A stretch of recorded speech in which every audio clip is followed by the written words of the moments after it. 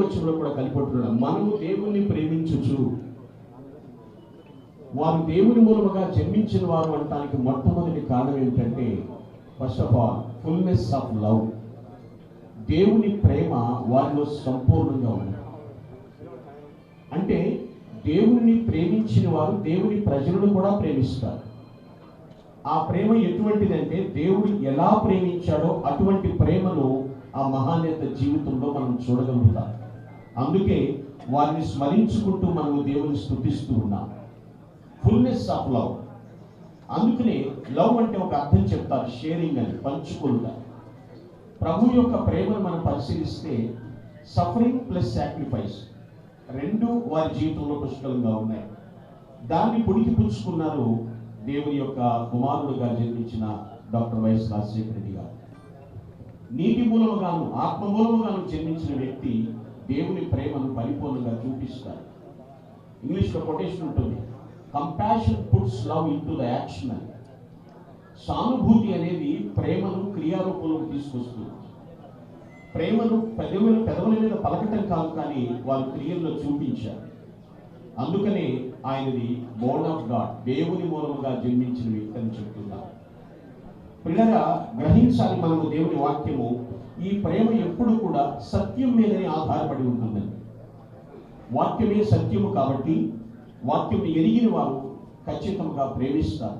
వారు ఏ మతం అనేది చూడరు, ఏ గుణం అనేది చూడరు, ఎటువంటి వారిని చూడరు. అందరినీ కలుపుకుపోయేటువంటి మనస్తత్వం, దట్ ఈస్ అగాఫే, దైవ ప్రేమ. ప్రేమించాడు కాబట్టి ప్రభు అయినటువంటి క్రీస్తు వారు సిలువలో ప్రాణమిచ్చి అందరినీ పాప పునీతులుగా చేయడానికి ప్లాట్ఫామ్ సిద్ధం చేశారు ఆయన. ప్రియరా, దేవుని మూలంగా జన్మించిన వారిలో మొట్టమొదటి గుణలక్షణం ఏమిటంటే ఫుల్నెస్ ఆఫ్ లవ్, ప్రేమ యొక్క సంపూర్ణతను చూడగలుగుతాం. రెండవ విషయం అక్కడ ఉంది పిల్లరా, వారు తమ ఆజ్ఞలను నెరవేర్చువారు అంటున్నాడు. వాక్యపు నెరవేర్పు రెండవదిగా, ఆ యొక్క ఫుల్నెస్, ఆ యొక్క ఫుల్ఫిల్మెంట్ ఆఫ్ ద కమాండ్మెంట్స్, దేవుని వాక్యమును నెరవేర్చువారు. చాలా మంది బైబిల్ చదువుతూ ఉంటారు, వాక్యాలు చదువుకుంటూ ఉంటారు, కానీ దాన్ని నెరవేర్చిన వారి విషయంలో మాత్రము జన్మలో వారిని మర్చిపోలేదు. ఎందుకంటే నాకు తెలిసి నేను వాళ్ళ హిస్టరీ చూసినప్పుడు మహానేతగా జీవితంలో వాక్యమును పఠించేవారు, ధ్యానించేటువంటి వారు, దాన్ని నెరవేర్చేటువంటి వారు. అదే వారి కుటుంబం అంతటికి కూడా ఆయన నేర్పించారు. వారి సంతానం, ఇక్కడ ఉన్నటువంటి ఫ్యామిలీ మెంబర్స్ అందరూ కానివ్వండి, బ్లడ్ రిలేటివ్స్ కానివ్వండి, ఫ్రెండ్ సర్కిల్ కానివ్వండి, అధికారులు, శ్రేయోభిలాషులు, వారిలో గమనించినటువంటి విషయము దేవుని వాక్యము వారిలో నెరవేరుతుంది అనేటువంటి తత్వము వారిలో ఉంది. సో వాక్యపు నెరవేర్పు వారిలో ఉంది కూడా. ఎందుకంటే హృదయంతో ఎవరైతే దేవుని వాక్యాన్ని వింటారో వారితో ఖచ్చితంగా దేవుడు తన లేఖనం ద్వారా మాట్లాడతాడు. హృదయంతో వినే వారితో దేవుని లేఖనం ద్వారా మాట్లాడతాడని భక్తుడు డేవిడ్ రోపర్ గారు ఇలా చెప్తున్నారు. So we never live without the word of God. దైవ వాక్యం లేకుండా మనము జీవించలేము. వాక్యపు నెరవేర్పు ఆ నాయకుల యొక్క జీవితంలో మనం చూడగలుగుతాం.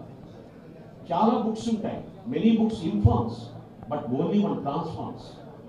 చాలా పుస్తకాలు సమాచారాన్ని ఇస్తాయి, కానీ రాజశేఖర రెడ్డి గారి జీవితంలో బైబిల్ వారికి పూర్తి పరివర్తన తీసుకుని వచ్చి ఆ వాక్యమును వారు నెరవేర్చి ఉన్నారు. పిల్లలు ఆలోచించాలి. One step forward in the word of God is worth yearly study about it.